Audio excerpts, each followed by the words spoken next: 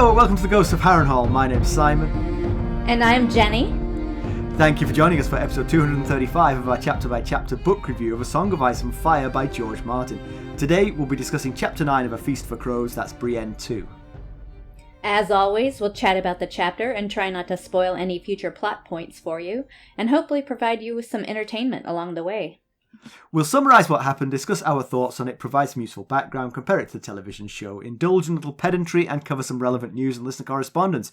Be sure to check out the show notes, they'll provide some additional information about the characters and geography of this chapter. How are you, Jenny? I'm doing great. Thanks for helping me through that audio difficulty. I pretend like me and McKelly don't have that every time. We do. Well, welcome. It's great to see you. It's been ages since we recorded together. It has been. I'm glad to be back. It's so fun. Yeah. What's been going on with you? I mean, obviously you spend most of your time being our Discord queen, but what's going on in your life? Do tell. Oh, we're just gearing up for Mother's Day now after the big Valentine's Day flower massacre. So that's right. For those who've forgotten, Jenny's day job is she's a florist, which is so nice. She brings colour to all our lives. Well, some of our lives. McKelly thinks they're too expensive. McKelly is thrifty. I'll give him that. So I had a story to tell, which literally should have been in last week's episode, but I forgot about it, which is, when you hear this story, you'll be astonished that even I managed to forget this story. So, I went to the eclipse. Yes. I drove a long way to the eclipse. Just before the eclipse, I met a dog, and the dog bit me. Like, 10 minutes before the eclipse started, I got bitten by a dog. Well, they said that animals might act strangely around the eclipse. 10 minutes before the eclipse started. Yeah. I mean, I take your point, but it seemed like it hadn't... The moon had not yet started to cover the sun. Oh, okay. Well, yeah, that's a bit early then. Interestingly, the lady who was walking the dog that bit me said, "Dory, did you forget that he's a friend?" So the dog was called Dory, which means it was named after a fish that forgets things. And I literally been stroking this dog like 5 seconds earlier, and it just jumped up and bit me. And I don't think I've ever been bitten by a dog before. It's quite a scary Did it break experience. the skin? It did partially. I mean, I figured it was not totally rabid because it was a lady walking it. Okay, but, yes. Hopefully it's had all of its shots. Yeah, that kind of thing. I'm amazed that I'm more as blasé about that, because I'm terrified of rabies, and it never even occurred to me until like 2 weeks later that I should probably have checked with that. You might have been worried about that. Yes. Yeah, I haven't been worried about it, but that's really astonishing, because I worry about that, if a mosquito bites me. I do like that the dog was named Dory. Mm-hmm. Mm-hmm.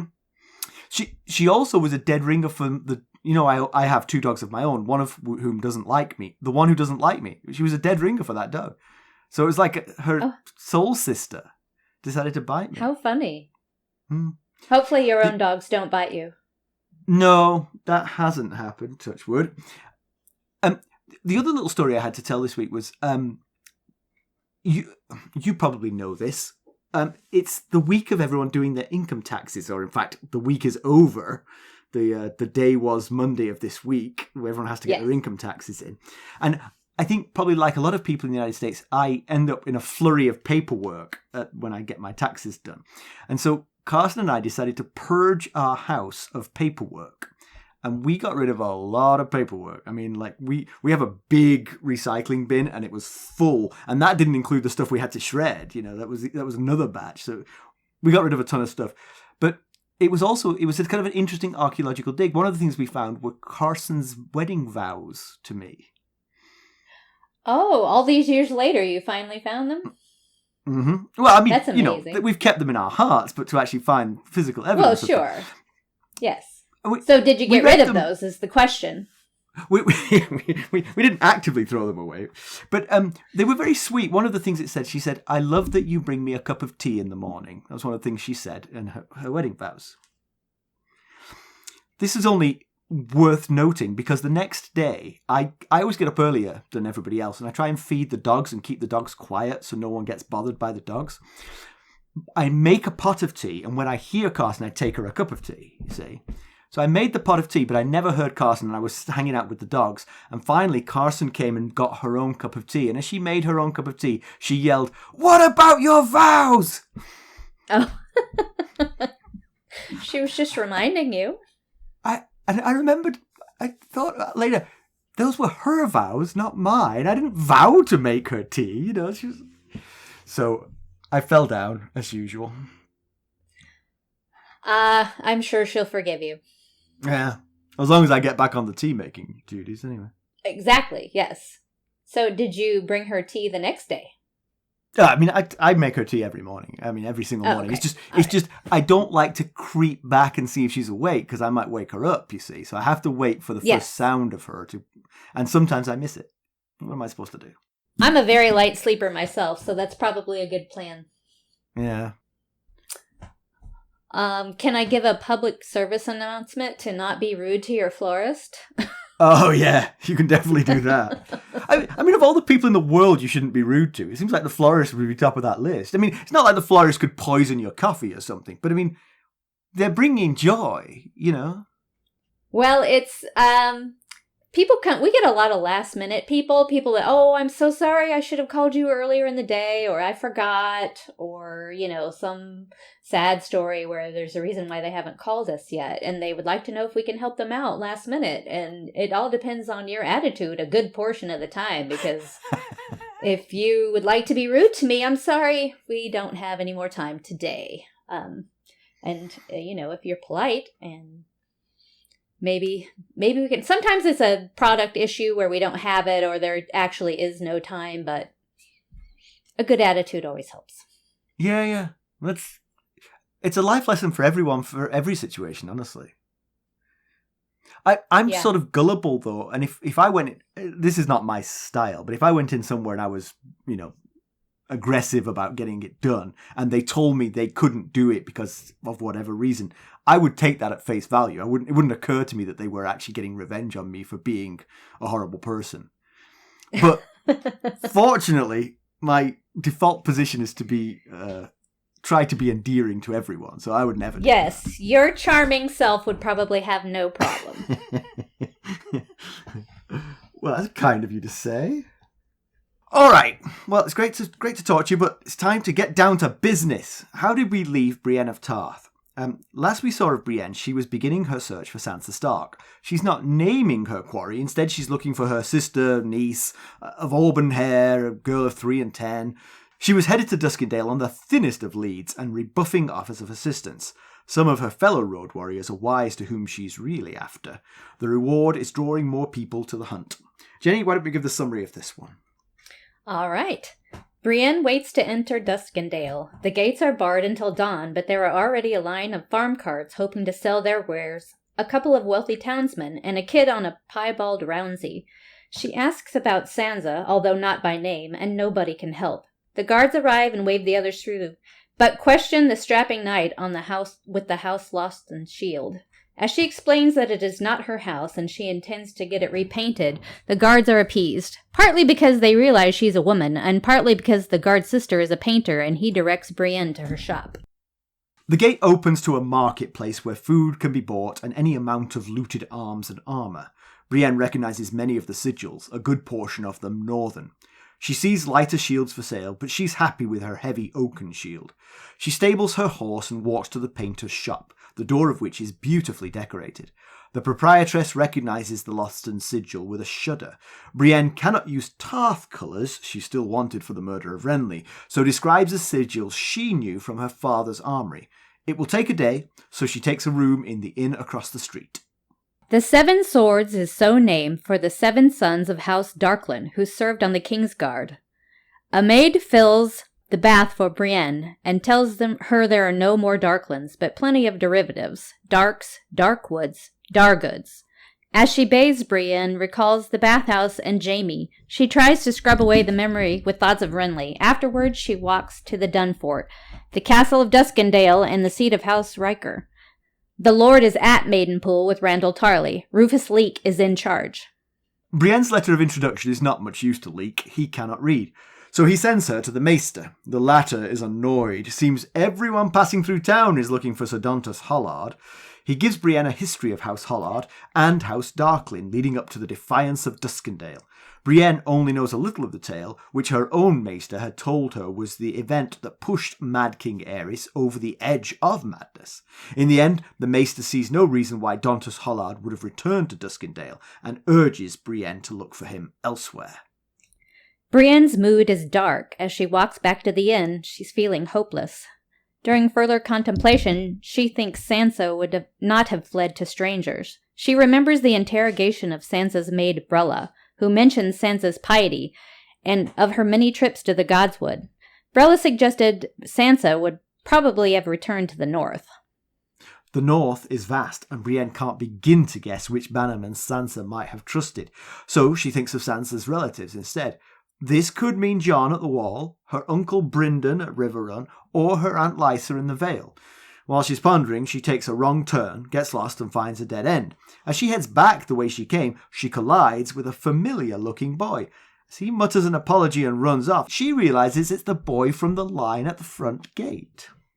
Brienne returns to a crowded inn, but a dwarf holy brother gives her his seat. He tells her the sad fate of his serving house and how he had managed to avoid being killed by sellswords by squeezing into a log to hide.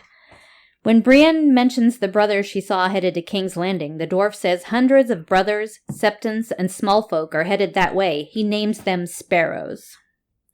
Brienne asks the Holy Brother if he has seen Sansa or Sir Dontos. He reveals that he spied a fool in Maidenpool at an establishment called the Stinking Goose. The fool was looking for passage for 3 across the narrow sea. Brienne wonders if the third could be Tyrion. The dwarf mentions that a few days later a man named Nimble Dick was in the same establishment boasting that he had fooled a fool. Brienne buys his dinner and thinks on all he has told her. She's leery of Maidenpool with Lord Tarly in attendance, but decides it's her best course of action. That night she dreams of Renly's death, but his face turns into Jaime's face. The next morning, the painter returns her repainted shield and Brienne heads out of town. She sees the common grave of all the fallen Northmen and says a silent prayer for them and for Robb and Catelyn as well. Outside of town, a storm is brewing, so Brienne takes shelter in the ruins of what must be House Hollard's former castle. She hears the approach of a rider and can see it as a small man. She feels it is Sir Shadrich the Mad Mouse. She hopes it will come to a fight, but then realises it isn't Sir Shadrich, it's a boy. The same boy, in fact, from Duskendale and as far back as Rosby. She knows he must be following her, so she decides to ambush him in the rain. She sneaks up from behind to whack his horse on the rump. When the horse rears, the boy falls in the mud. When pressed, the boy stammers out that his name is Podrick Payne. She feels sympathy for the boy, remembering being nervous at evenfall when welcoming Sir Ronnet Connington. Brienne demands answers, and Podrick explains that Brella had told him Brienne is looking for Sansa. He surmises that finding Sansa will lead him to Tyrion. Pod states he was Tyrion's squire, and he is dejected that Tyrion left him behind. Yeah, so a big chunk of this chapter is about the history of the region and House Darklyn, House Hollard, and the defiance of Duskendale. We skipped over it a little bit in the description, and we're going to cover it more in background. But that was these larger chapters that we get in A Feast for Crows give sort of room for that kind of deeper dive into the history, which is interesting, but it does mean that they're a little slower, I think, as chapters. Yeah, I think so. And also, I feel like that summary was really long, and my background is really long, so I hope we can. No, honestly, get through all that. Everything is roughly. I think that was a slightly longer summary than we normally do, but that's good. I mean, that takes the pressure off us for doing the chit chat. You know, we don't have to be Sure. as McKelly. My God, he can fill time. That guy.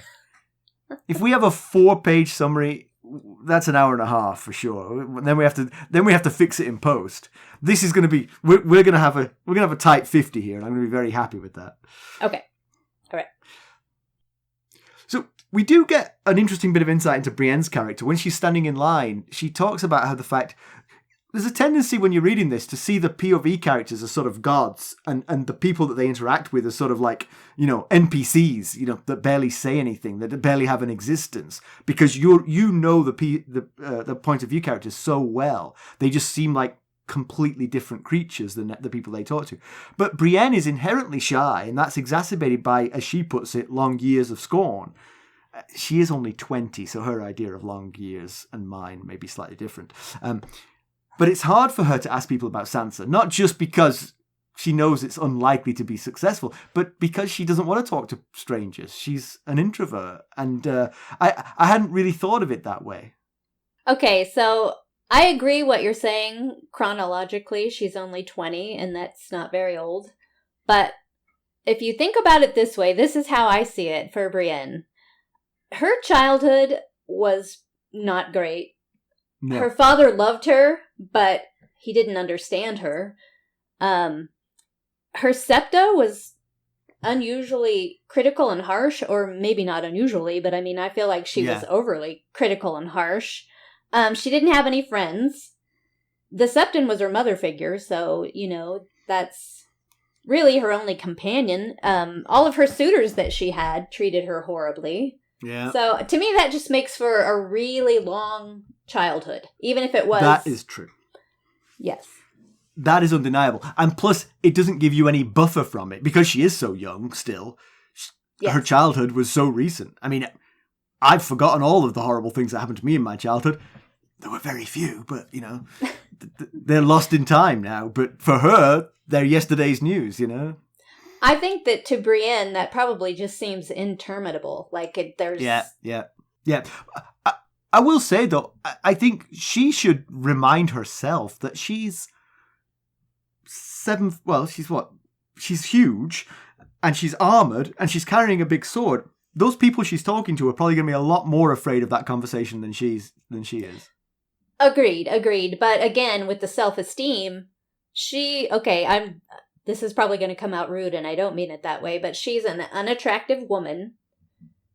And even in today's world, people respond more positively to people who are attractive.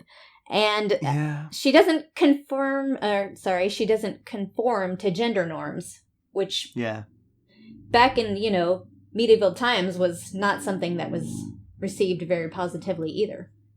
Yeah. So she probably just doesn't know how to carry herself or have any positive self-esteem. I hadn't even thought of that. That of course, before she talks to people, they probably assume something about her, which as soon as she speaks to them, they probably all react like, wait a minute, that's a woman. Yes. Well, just think of the girls she talked to who were laughing at her. On the surface, it sounds like, oh, so what? Some girls laughed at her, but that's the reception that she gets everywhere she goes, or scorn. Yeah. Ooh. I'm feeling terrible for her now. I just had to stick up for her because that's the way I view it. So. No, you're absolutely right. That really is so rotten. And plus, given the path she's on, she has absolutely no alternative but to keep talking to strangers and keep having strangers react. Even well-intentioned strangers are going to do a double take when she speaks, and it turns out she was a woman after all. Yes. Which is only then going to serve to remind her that she's a freak, and that's how people view her. Yeah. Ugh, yeah. That's awful. Do you enjoy these background chapters or the history chapters where it's kind of showing the ravages of war with the small folk? Do you find that interesting? I do. My relationships with these books has been very influenced by doing the podcast. Okay. You know what I mean? If I was reading this on a beach for pleasure, I would love this chapter. I love the sort of the deeper you go on the history and the implications of the main body of the story on the rest of the realm. Fascinating to me. From a podcast point of view, I find them a little bit more, it feels like stretching the inevitable a little bit. I can understand that. I think it's kind of like Arya's chapters in A Storm of Swords, where all the wandering around, but you're actually getting like what's happening in the Riverlands. Yeah. Yeah, and I've got to be careful of that, because I think it comes across a little bit that I'm kind of like impatient for things to move along, and really I'm not. I mean, I really like Arya chapters, and I really like these Brienne chapters, but it's much easier to write a podcast about a Tyrion chapter with a bit of Cersei thrown in and a bit of Varys thrown in. They just have more meat on them, The action has more meat on it, for sure. Yeah.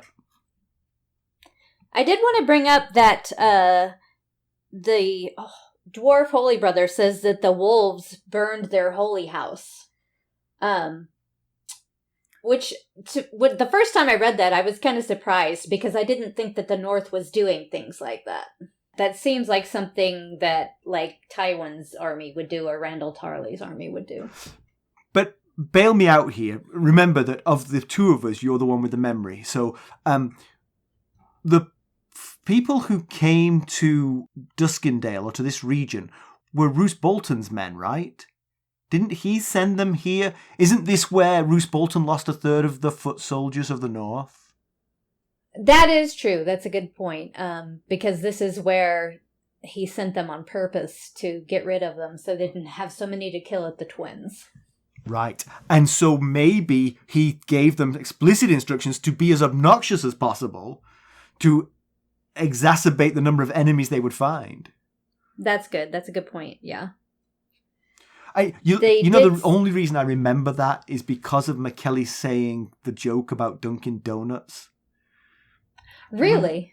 Yeah, because do you remember that joke? He said he lost a third of his foot, and then he stumbled on Duskendale and called it Dunkendale, and then we riffed on that a little bit, and we called it Dunkin' Donuts, and he said, yeah, you could lose a third of your foot to Dunkin' Donuts because of diabetes, and I was like, oh, I remember that now. Joke. That was a good joke, yes. But that's why I remember that Roose Bolton was the man who sent all of these foot soldiers here. But yeah, actually, that does track now. You've said it, and plus, it also tracks why you were surprised in the first place, because I would agree. I mean, I would have thought that under Robb Stark's, oversight, they would be told not to do those things. Yes. Good call. I had a question for you. Do you feel like Tyrion pretty much ignored Podrick Payne in the books? Like, didn't really have time for him or acknowledge him? I saw that you were going to ask me something about this in the notes, and I was kind of prepping, and the first thought I had was the TV show really developed that relationship. It did, and I think the show did it better. That's one of the plot lines where I think the show did it a lot better than the book did. Yeah. And so my recollection and opinion of Tyrion and Pod's relationship is definitely influenced by watching and rewatching the show. Right. I do agree, though. I think their relationship, but in particular Pod's character, were just much better developed in the show. He was now maybe Pod's character is going to develop from this point, but basically he's very, very shy, barely talked at all, and just out of the blue he came up and saved his life. That seemed to be that's what we got from him in the book. But in the TV show, Tyrion was kind to him, for sure. He wasn't unkind to him. He probably one of the more kind people that Pod had met, but it still doesn't seem like the book relationship was as fleshed out. So do you feel like... So what Pod says at the end of this chapter is presumably heartfelt. There is just I just have in the back of my mind that I don't really believe this, but Brienne might wonder, has Tyrion sent Pod to keep tabs on her? I don't know. They just met, so we can't really comment past that. Right. That would be more in the spoiler section. I was wondering if it was like, I don't think this is it, but a small part of me wondered if it was more like a Lannister always pays their debts. Well, Pod saved Tyrion's life, and he didn't really get anything out of that. Mm-hmm. People have done less for Tyrion and gotten rewarded. And yeah, Podrick's I was maybe saying thinking, this just like just a couple of weeks ago, I was saying that Lannisters paying their debts really is more about revenge than about things they owe people. Exactly. They're not so good on that, really. No. But yeah, I think... So anyway, I think there's a chance that Brienne might be a little skeptical about Pod's motivations here, because certainly it's possible that two possibilities should occur to Brienne. Tyrion sent Pod to find Sansa, because Tyrion wants to find Sansa too, and he might report back to Tyrion where Sansa is. Secondly, he might want to protect Sansa, and therefore Pod might be there to confuse and misdirect Brienne, because Tyrion, there's a reasonable sort of set of thoughts that says Tyrion knows precisely where Sansa is. Pod works for Tyrion, and now Pod is going to protect Sansa by not letting Brienne find the right path. I don't think any of this is true, but I think Brienne should have these suspicions. I think so too, but the problem with Brienne is, I think, especially with a child, that she's probably not going to think of those things. Right. And actually, given what we do know of Pod from the book, I think even if he was sent to do those things, which I'm sure he wasn't, I really am sure he wasn't. I'm sure he's trying to get back to Tyrion, just as he said. But I think he's going to fall for Brienne in the same way that he fell for Tyrion. He's going to act as a page to her and end up being incredibly loyal to her. And if he had this burning secret inside her, eventually he'd spill it to her. He'd be like, you know what? I'm actually spying on you. She's over there. Let's go. Yes, I agree. Yeah. Just to mention one word that you said in the recap, which is a rouncy. This is a word I was not terribly familiar with. It doesn't seem to have cropped up in the books very often, but Pod was riding a piebald rouncy, and a rouncy was a medieval term for a general purpose horse, not like a war horse or a cart horse, but just something you could ride or use to pull a plough, or just a general purpose horse was a rouncy. So I'm glad you looked that up, because I was going to. I wasn't sure either. I know what piebald means, but didn't know that. So House Darkling, like we said, we'll get to this particularly in the background, but the one thing that the one sort of big fact of it was that it has contributed 7 Kingsguard members over the years, and that is the most of any house, and that's a huge source of pride to Duskendale. Even though House Darkling has actually died out, it's still, the main inn in Duskendale is called the Seven Swords. 7 Swords. Yeah, thanks. Yeah, that is a lot of members from the same family. Yeah, for sure. And I wondered about that being slightly due to proximity. If you think about it, the Starks probably don't contribute that many just because they're so far away, Even if you had someone, a third Stark son who was superb with a sword, that news of that might never reach King's Landing and they'd never get picked. Well, I think probably more than that is they'd probably rather send that person to fight on the wall than be on the Kingsguard. Quite true. Very good. Oh, so one thing that I noticed, this is not pedantry, but I did notice, I was surprised by how well versed the people were on heraldry. The guard on the gate of Duskendale immediately spotted her shield as being House Lothston, which the very name House Lothston gives me a lisp, as I say. I keep saying house. So House Lothston. But that maybe that makes sense, because the guard perhaps is told to know his heraldry so that if someone comes to the gate, he knows who they are. But his own sister also knew the heraldry of House Lothston too. Well, I saw that you had said that, and I think it could be maybe like old Nan telling scary tales to the children, where House Lothston is kind of known for their bad deeds, so maybe they were told to children to scare them into behaving, or, for entertainment purposes. So, sort of like the Snarks and Grumpkins of Duskendale.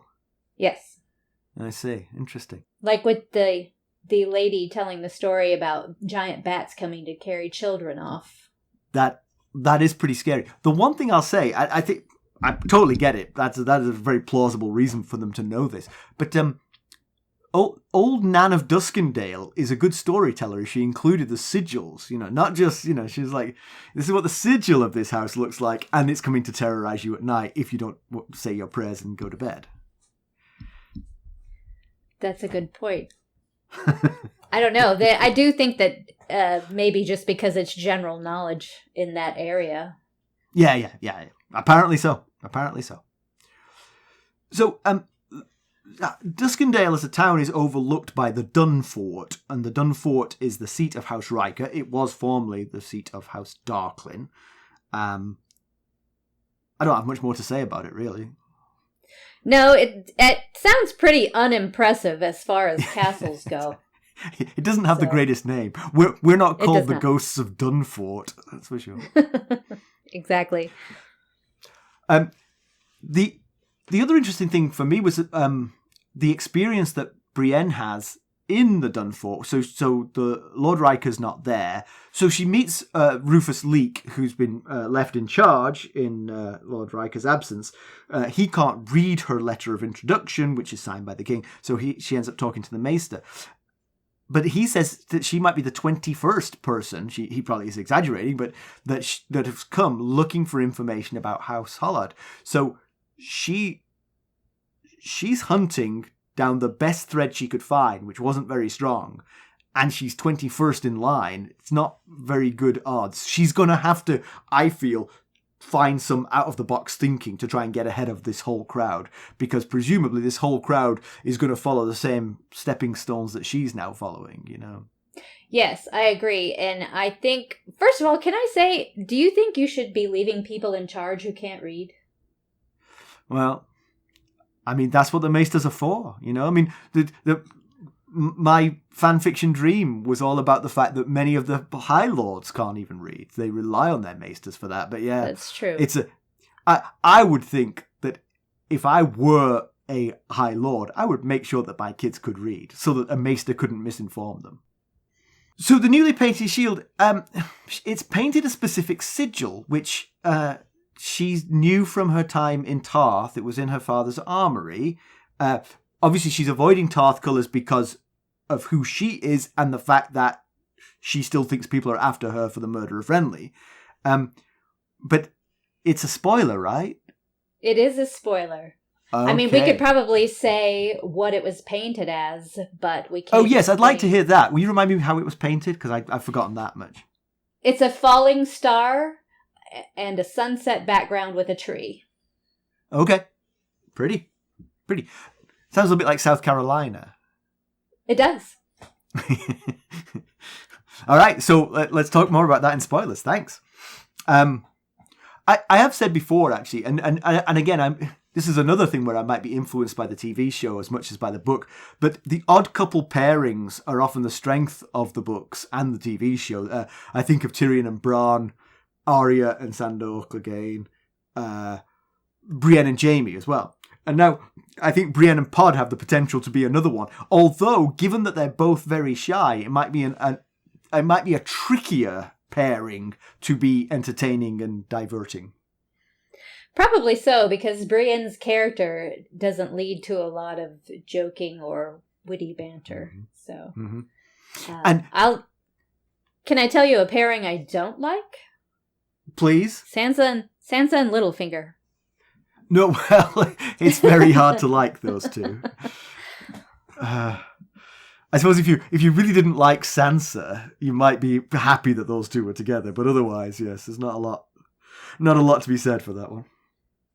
So the story of Nimble Dick trying to provide passage for 3 people to go across the narrow sea, one of whom was a fool, is interesting. But I had no idea. It felt like I should know. But I had no idea who those 3 people might be. Do you? Unfortunately, that's also in the spoiler section. Oh my god. Listen, you're going to have to join at the higher levels to get all this information. Well, that's good to know. I'm looking forward to this spoiler section, Jenny. It should be good. It should be good. But maybe they never got there because the back end of that story was that Nimble Dick, the guy who arranged the passage for them, had fooled the fool. So maybe they never got there. It sounds like he took their money pretty much for the passage that they were trying to buy. So they probably did not get anywhere. So the last question I had was about, she's afraid to go to Maidenpool because that's where Randall Tarley is. And she never explained why she was afraid, but I presumed it's the same reason she didn't get the Tarth colours painted on her shield. She is trying to keep a low profile because people who were fans of Renly Baratheon still hold her responsible for his death. I think that's true, yes, but also because I believe that Randall Tarley is just familiar with who she is, aside from the killing of Renly. He knows, how she doesn't conform to gender norms. He doesn't like that in particular. He thinks that she should be at home wearing a dress, so... I hadn't thought of that, but yeah, that fits. Because what I was going to ask was, shouldn't Randall Tarley now forgive the people who killed Renly because he's switched sides, basically? I would think as a Lannister, you'd be like, no, she's fine. She killed our enemies. I think, yeah, he should, and that's why I would think it would be more about the other problem. Excellent. Thank you. You have an excellent perspective, Jenny. Well, thank you. We need to have all three of us on an episode. Well, we did that once. Did we? Yes, we did. I literally don't remember that. We really did. We really did. I believe it was the 200th episode. That's what the fun new edition was, when it was all three of us. But it was a regular chapter. Yes.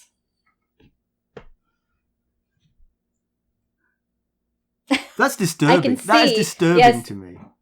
I'm editing all this out because there's a level of humour about my memory, and then there's just a level of fear, and we've crossed the line here. I could tell.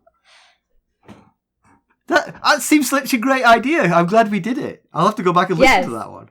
It was a lot of fun. Yeah, no. Yeah, because you definitely bring us new perspective and new ideas. All right, anyway, I think it's time for spoilers, which, given how many times we've tipped our hand towards these spoilers, I am looking forward to these. All right, you've got some background for us. Tell us about House Darklyn. Okay. All right, here we go. House Darklyn was formerly a seat of kings, and it was a port of importance. But then King's Landing popped up, and all the wealth and trade dwindled due to that growth. So enter Lord Dennis Darklyn, the last of his house, who wanted to halt the decline of Duskendale with a charter for the city. Unfortunately, Tyrion Lannister was against that idea, and he was the hand of King Aerys at the time, so King Aerys refused that charter. Lord Darklyn was infuriated, and he hatched a new plan that ended up having dire consequences. He had taken a Myrish wife who was known as the Lace Serpent, and many blamed her for whispering this ill-fated plan in his ear. Lord Darklyn refused to pay his taxes in 277 AC, that was while King Aerys was still king, and he invited King Aerys to come hear his petition about why he wasn't paying his taxes. Lord Tywin advised King Aerys not to go, but King Aerys was trying to distance himself from Lord Tywin because they were usually at odds, and King Aerys went to Duskendale anyway. He brought only one member of the Kingsguard in his retinue, which seems unwise, and that was Sir Gawain Gaunt. When he arrived, King Aerys was taken prisoner, and Sir Gawain Gaunt was slain by Lord Dennis's master-at-arms, Sir Simon Hollard. So enter the Hollards, and that's how they get entangled in this mess. Lord Tywin brought an army and camped outside Duskendale, but Lord Dennis made it clear that he would kill the king at the first sign of attack. The defiance lasted half a year until Lord Tywin finally got tired of it and issued a final surrender warning, declaring he would slaughter everyone inside the gates unless it was ended. Sir Barristan Selmy offered to do a solo rescue mission.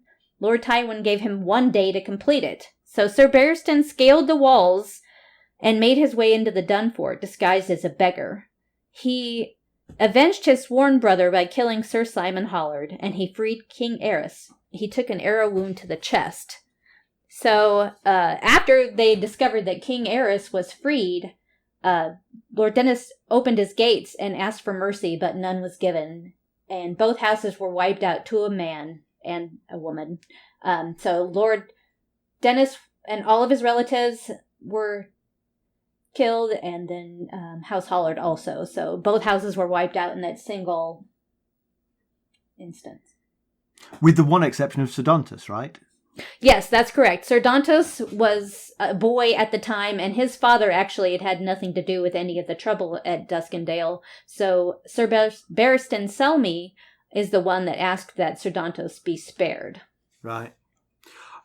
So it's a horrible backstory for Sir Dontos, and perhaps explains why he is like he is. I mean, he can't... His life is... I agree. He has no relatives. His house was wiped off the map. He doesn't really have a lot of things to be happy about. Yeah. All right. Well, thank you very much for that. I appreciate it. Comparison with the television show, this is exactly the kind of ruminative, deep dive historical chapter that is very easily skipped by the TV show. Brienne, I almost talked about this last time, the Brienne chapter. Brienne actually leaves King's Landing in Pod's company. They don't find each other on the road. They leave together. Jaime brings Pod to her to act as her squire for Pod's safety, because Tyrion fears that Pod will be killed for his relationship with Tyrion, because Tyrion's on the outs. And so Jaime arranges for Pod to go with Brienne so that he's out of King's Landing and out to safety. Because the Pod character was much older too. You know, he was like 17 or something instead of 11. He's a much more interesting character, and they put a lot of comedy. He was a lot of comic relief around Pod, so he stumbles over calling her sir and milady and things, and it's all humour ensues. But that's it, I think. I don't think there's anything else in the TV show. No, I don't think so. Yeah. Pedantry Corner, I didn't find anything here really, and because I'm recording with you, I didn't look too hard.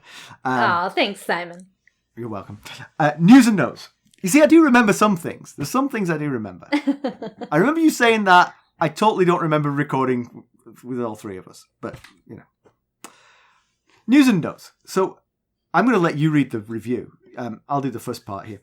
According to the actor Kit Harington, the Game of Thrones spin-off show focused on Harrington's character Jon Snow has been shelved due to the lack of a compelling storyline. However, he did leave the door open for it to be picked up at a later date. Now, I will say to this news that I could have told you this. Jon Snow goes through so much in these books and the TV show that there's nothing left. I mean, just enumerating the things that he does. He kills Quarren Halfhand, he joins the Wildlings, he sleeps with Ygritte, he defended the wall from the greatest host of Wildling ever, he becomes the Lord Commander of the Night's Watch in his teens, and then all the other things that haven't happened yet, which are incredible. I completely agree. I would have given this show a chance just to see what they had come up with, but I was not really looking forward to it. I didn't have any good expectations from it. Yeah. I mean, his life was a bad soap opera to begin with. I mean, they would have had to bring in an evil twin, probably, to make it, you know. Maybe that's what they were going to do. Now I've said that is pretty good. Maybe we let's pitch this idea to HBO. All right. We got a review from Georgie BB8 from Apple Podcasts Australia. Why don't you take it away, Jenny? All right. Georgie BB8 says, love this podcast. This is my favorite podcast. I love the quick summary followed up by a more in-depth analysis of each chapter. I particularly enjoy getting a bit of extra background and insight into the detailed world created by GRRM, George R.R. Martin. Having already read through the series, I wasn't expecting to be shocked by anything, but listening to the different perspectives provided by Simon and McKelly, and occasionally Jenny, hey, I got a mention.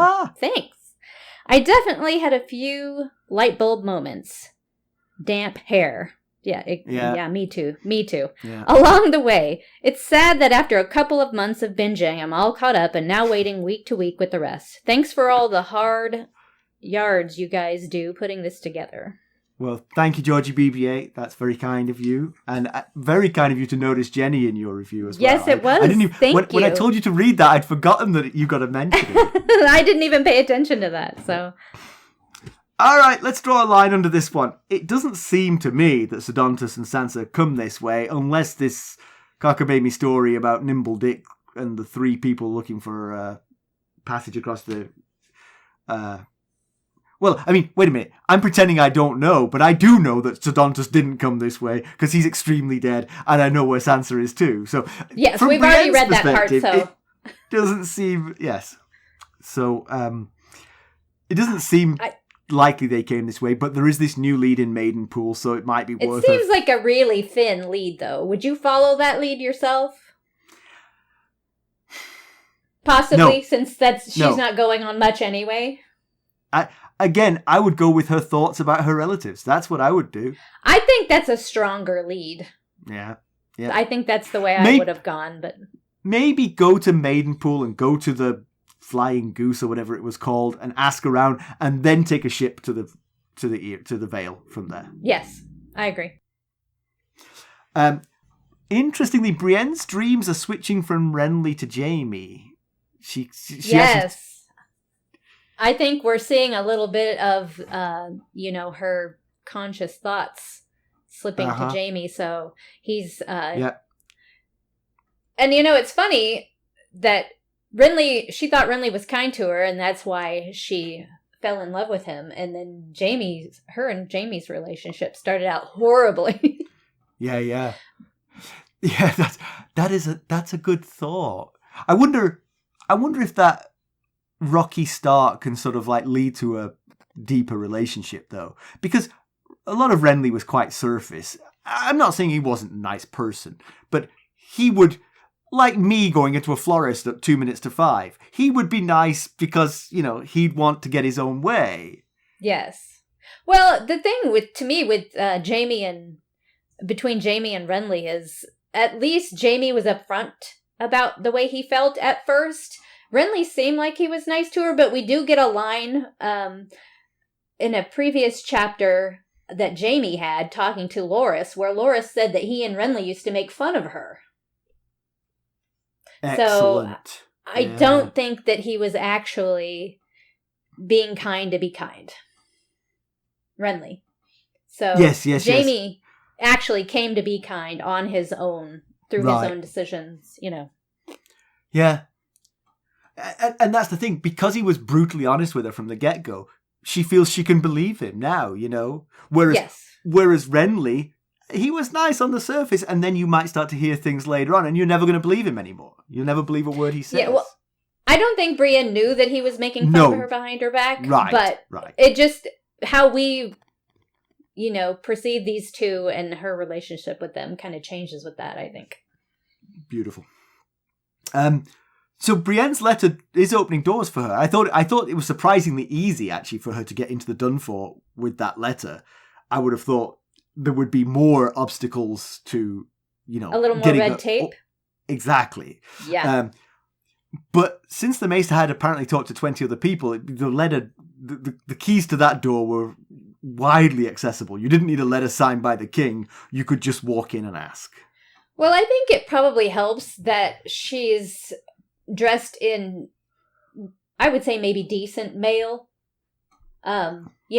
She looks like she might be someone reputable. I don't think that, the nearest beggar could walk up and be like, I need to speak to the master of the house, Good point.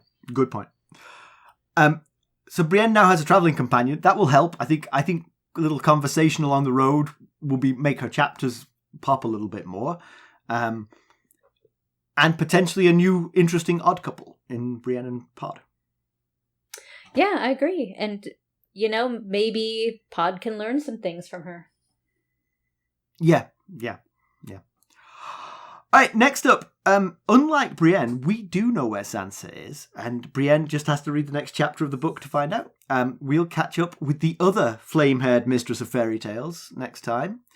That was a reference to you, Jenny. Did you notice? Oh. Thanks. All right, there's 4 ways that you could help us. You could leave us a positive review like Georgie BB8 did, and we thank you again. You could buy merchandise at ghostofharrenhal.threadless.com. You could buy us a cup of Arbor Gold at buymeacoffee.com/ghostharrenhal. You can join us at any of the various sustainer levels. There's a tier to match your budget and interest, and the higher tiers get you the spoiler section, which, when Jenny's at the helm, is really good. Oh, you can make a donation directly to our website at ghostofharrenhal.buzzsprout.com. Looking for more ways to interact with these guys? Keep up on the latest GOH news and developments? Check them out on our social media. Follow them on Twitter at Ghost Heron Hall, Facebook, Instagram, Discord, and YouTube. Thanks for listening. Thank you. Bye. Bye.